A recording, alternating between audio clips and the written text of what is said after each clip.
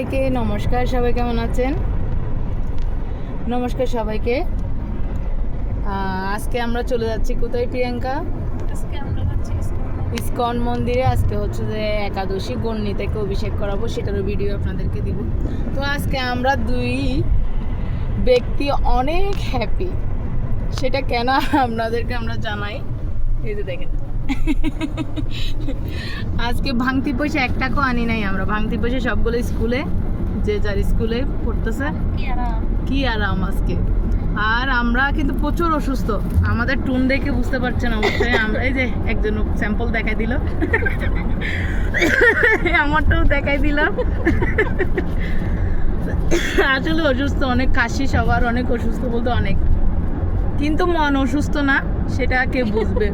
হাজবেন্ডরা তো বুঝেও না, যেহেতু আমরা সবসময় হাসি, মুখটা সবসময় মেকআপে ভরে রাখি, তো ওরা আমাদেরকে অসুস্থতা বুঝে না।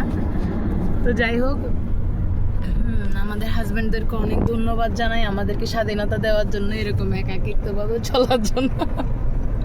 কি সুন্দর করে আমরা একাভাবে ঘুরে বেড়াচ্ছি। সবাই আমাদের জন্য আশীর্বাদ করবেন, এভাবে যেন সবসময় হাজবেন্ডের স্বাধীনতা নিয়ে যেন আমরা থাকতে পারি। ধন্যবাদ। ঠিক আছে, আজকে এখানে শেষ।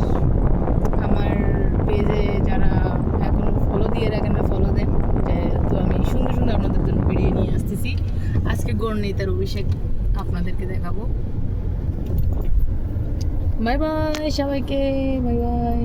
আমি ওইদিকে নাইলে গাড়ি অ্যাক্সিডেন্ট হয়ে যাবে।